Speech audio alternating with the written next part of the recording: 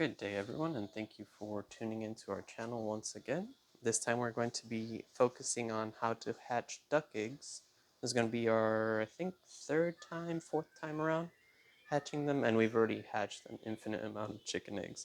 So this is going to be the incubator that we're using, which is the Nature 360. Ours is about 3 years old, and it's still working like the day that it came in. It is an absolute workhorse. If you have a small flock, you only need one, and that's going to last you for a good while. Don't shy away from it because of the price point. Trust me, it's worth it.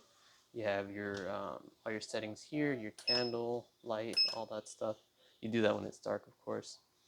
We like to run ours at 100 degrees Fahrenheit, no matter what egg we're hatching. We leave the air vent completely open at all times, even though we don't go by what the manual says, like in the cassava video that we released. We just do what works for us. So for ducks, we do 170% humidity. We check it every day. If it goes below 60-ish, then we'll add some water. And we've had really good hatch rates. So we don't feel like we have to change anything. We're going to be showcasing eggs that we bought from eBay from Gooseandfig. Absolutely stellar packaging. I just wanted to showcase that in the video here. So the eggs came in, I can't fit everything in the screen, but they came in individually wrapped, bubble wrap, and then in that they came in peanuts right there, and then this was wrapped in this, and then we had some padding envelopes on the side here. I know I'm not doing the best representation of that, but the eggs all came in one piece. There were no cracked eggs whatsoever. There were a couple of extras, which is always welcome. And look at the size of these silver appleyard eggs.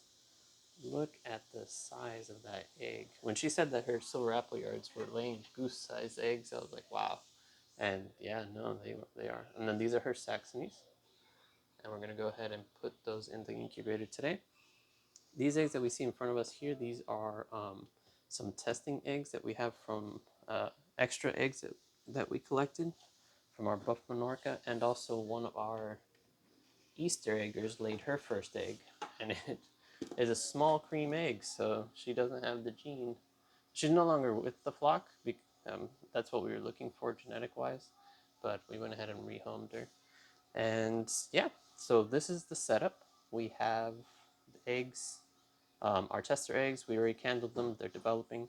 So what I'm going to do is I'm going to start placing the duck eggs in the incubator. Now, we did receive these duck eggs yesterday around, I want to say 1 o'clock in the afternoon. So it's been almost 24 hours. People say to let them sit pointy end down, and then you have your air pocket here.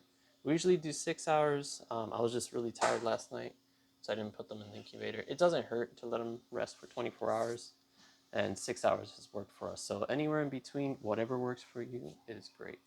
So we'll go ahead and start adding these eggs here, and as I as I add the duck eggs, I'll start replacing them with the chicken eggs because we don't really need any more chickens. We have a lot, but and we're trying to slowly incorporate ducks into our flock and rotate out the chickens. So enough of talking. Let's go ahead and start adding these apple yards to the incubator. Now I will be doing updated videos every week, so we can see the progress of the eggs. So then we could show you guys real time our success and our failures, because I'm sure not all of them are going to develop.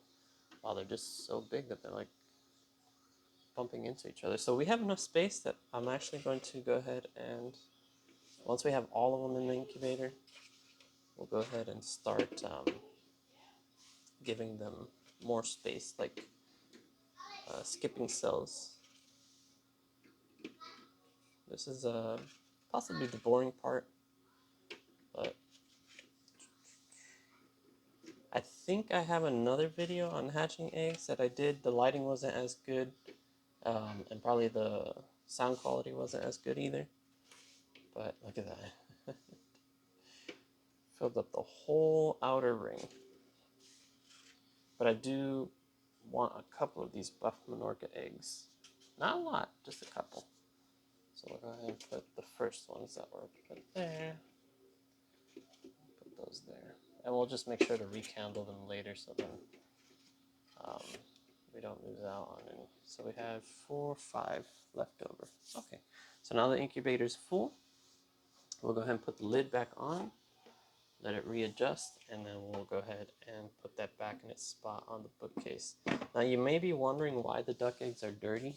Usually, if you're new to ducks, they lay anywhere and everywhere, and you don't want to wash them because they have a bloom that has like a protective coating over the egg. So if you wash it, then bacteria gets in it a lot easier through the pores. So that's why you just leave it as is, and it doesn't hurt the ducks any. Once they hatch, there's going to be a lot of bacteria in there anyways with the humidity, the heat, and then all the proteins from the eggs. And it gets, if you hatch the eggs, it gets pretty in there. But yeah, so that's the initial setup. Um, we'll check back in about 4-ish days, and we'll go ahead and candle them here. I'll do that real time here in front of you guys. So today is Friday. So maybe on Tuesday or Wednesday we'll go ahead and do that for you guys. So that'll be the 5th or the 6th. There should be plenty of time to see if they're developing or not. But thank you very much, and I'll see you guys in the next episode.